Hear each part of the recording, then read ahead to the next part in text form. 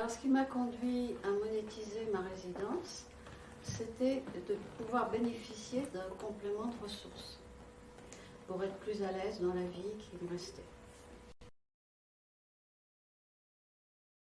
Cette solution me permettait de rester dans cet appartement jusqu'à la fin de mes jours. Je suis restée avec l'idée que je voulais rester chez moi parce que je me trouve bien dans cet appartement.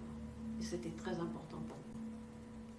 Et puis parce que j'avais trouvé que dans ce contrat, il y avait beaucoup d'équilibre entre l'investisseur et moi-même dans cette solution. Si je devais partir avant, pour X ou Y raison, ou tout simplement décéder, mes héritiers bénéficieraient d'un complément de prix qui est calculé d'année en année, différent bien sûr, puisqu'il faut aller jusqu'aux 16 ans de l'usufruit.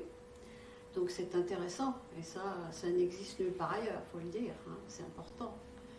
Inversement, si je reste jusqu'au bout, l'investisseur sera protégé par une assurance que j'ai souscrit moi-même au départ.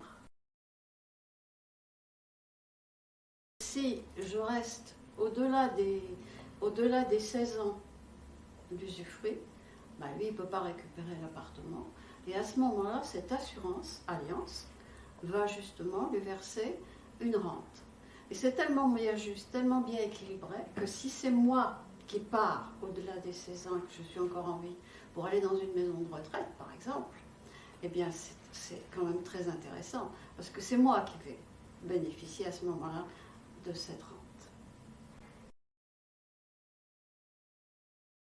Ça me rassurait parce qu'en plus il a été évalué au juste prix, très, très juste prix, parce que j'avais pris d'autres informations auprès des agences dans le quartier. J'ai pu constater que c'était exactement la même évaluation, donc je me suis dit on est dans le vrai. Voilà.